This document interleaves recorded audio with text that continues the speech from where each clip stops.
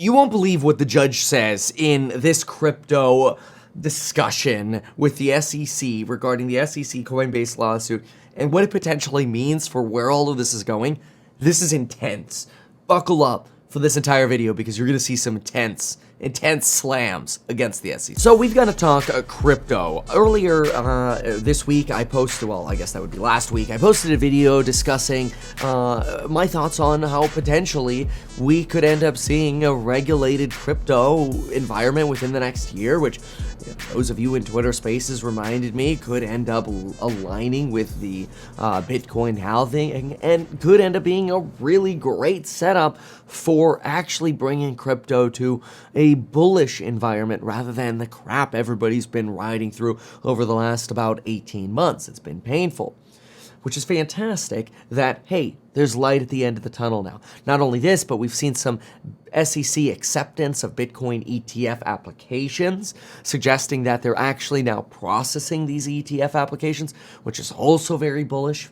There is obviously the potential that all this bullishness on regulation is potentially overhyping some valuations, which once then we actually get clear regulation, maybe, and ironically, that means you see a sell down as speculators get out, but others counteroffer that and say, hey, well, if speculators get out, that's okay. It'll be offset by institutions and pension funds who can now much more readily invest into crypto.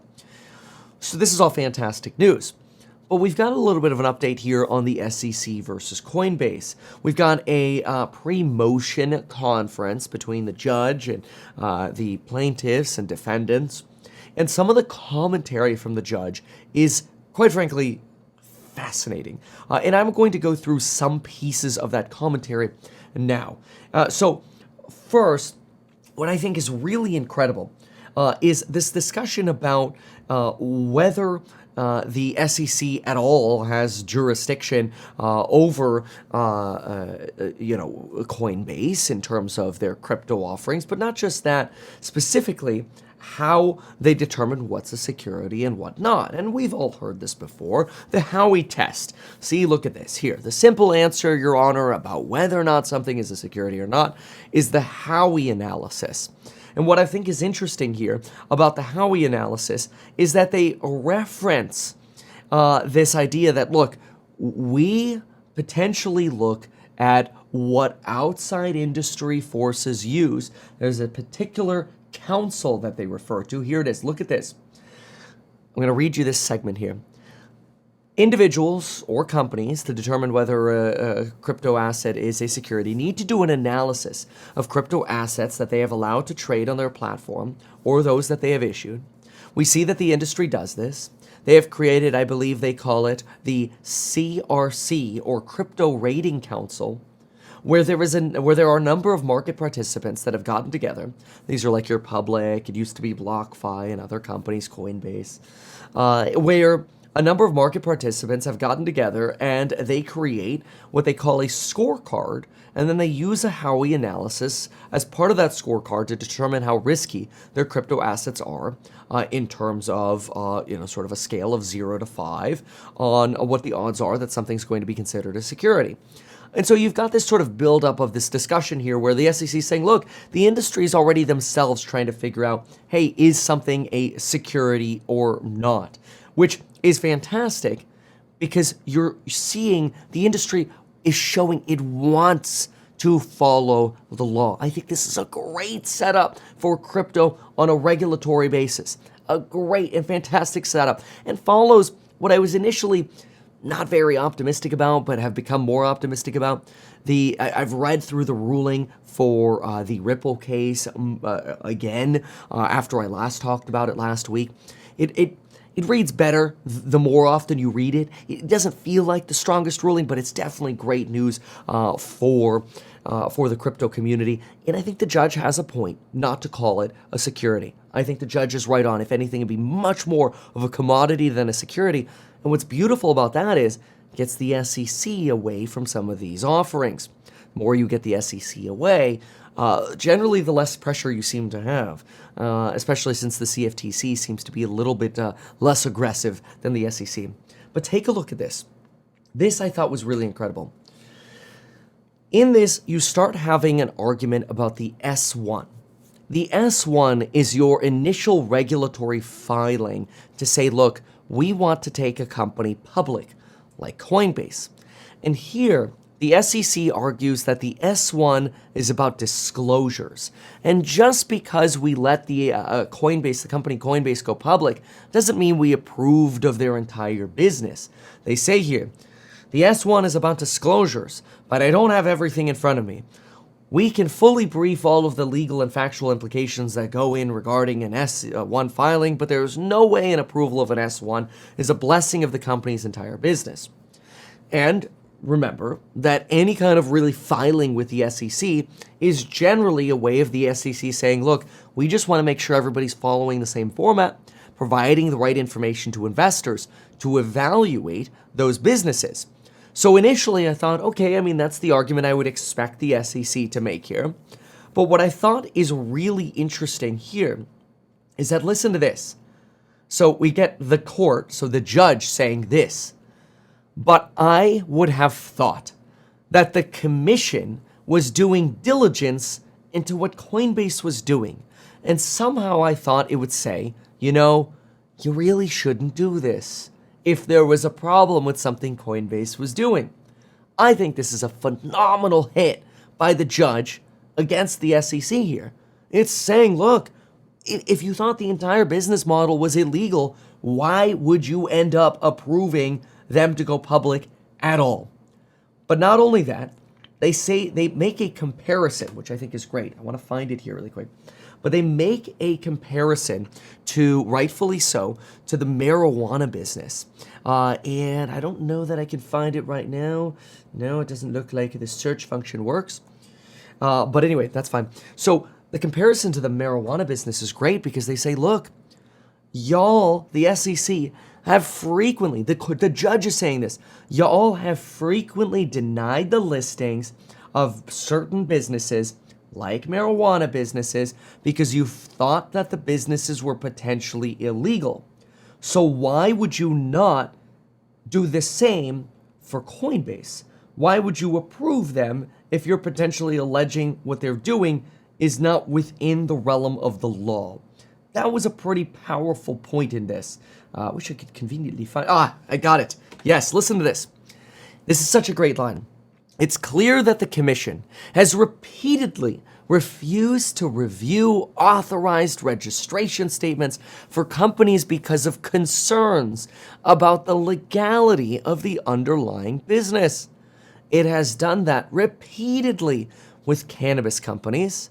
It did it repeatedly with betting companies, like online betting companies. And here, the securities registration is the core competency of the agency. This is, by the way, a huge line. It is a huge line because the SEC or the judge is basically saying, look, you all don't do cannabis for a living. Well, to the extent that that's your job. Maybe you do cannabis for, but anyway, it's not your job. And you don't do betting as your job. You do securities for a job. So here you are saying that, well, we don't know if we want to register your business because it's an online betting company or it's a cannabis business. Yet you don't give that same kind of opinion for a business that is going to potentially sell securities to retail investors? Listen to this slam right here. This is a smoker of a slam. You ready for this? So the idea that the commission could authorize the offer and sale of Coinbase's securities to millions of retail investors and then turn around and flip-flop and say, oh, sorry, you're running a completely illegal business. And it's not merely that. An S1 registration provides the very platform I'm being told violates it, blah, blah, blah. Anyway, it keeps going here. So anyway, they could have finished the sentence here a little bit better, got cut off a little bit here, but they're trying to make the argument that, look, how could you flip-flop on people and say, oh, it's okay to invest in Coinbase. Oh, but it's not okay. They're operating an illegal business, especially since that's your core competency. Fantastic line. Massive slam right here from the judge. Big win for crypto right here. Not just that, though. Ready for this? It gets fun. Where is it? Here it is. All right. there we go. So, what do we have here? So, the court says it was within the power of the SEC to say, look, you guys need to register as a securities exchange, but you didn't do that. That was within your power, but you didn't do that. In fact, the judge says, quote, I don't think anything stopped the commission from doing it. And here we go. It's not crazy, quote, for Coinbase to think that what they were doing was okay because it was exactly what you let them do when they issued their S1. That's the point I'm making. You may say that they and I are reading too much into the issuance of the S1, end quote, but basically, you can't flip-flop on people the way you're doing it here, because that's the way it comes across to the investing public. This is a big piece. This was a fantastic transcript. Now, this is just a pre-motion conference. It doesn't mean anything in terms of setting a precedent. It doesn't really do anything. But it did set the stage here for the SEC's fight.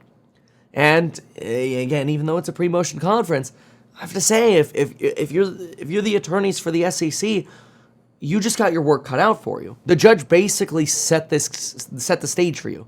The judge wants the SEC to show why do you authorize a business essentially in your mind selling securities to list publicly on the New York Stock Exchange or NASDAQ, wherever they're listed, for people to invest in, on one hand. But then now on the other hand, sue them and suggest, oh, well, you sell unregistered securities on your platform and therefore we're coming after you. This is a little problematic. So you've got a lot of work to do here for the SEC attorneys. And I think that's the point of these pre-motion conferences, is to really set them up. So I don't want to make an argument here that, hey, the SEC didn't seem prepared or whatever, even though it did feel like that a little bit in this. It's very likely that this is just, it's so early stage that the SEC is going to put together a much stronger and compelling argument, especially since now the groundwork has been set. But I have to say, from an outsider looking in, you can't really blame the judge for what the judge is saying here. And the entire crypto industry is looking at it going, I mean, come on, SEC. Y'all are kind of flip-flopping here. And, people don't really like flip-floppers. Anyway, look, this is fantastic. We're going to keep following this story. Make sure to check out the programs on Building Your Wealth. A link down below. We've got an expiration coming up in a week and 2 days. Large price increase, big coupon expiration. That's on Fed Day.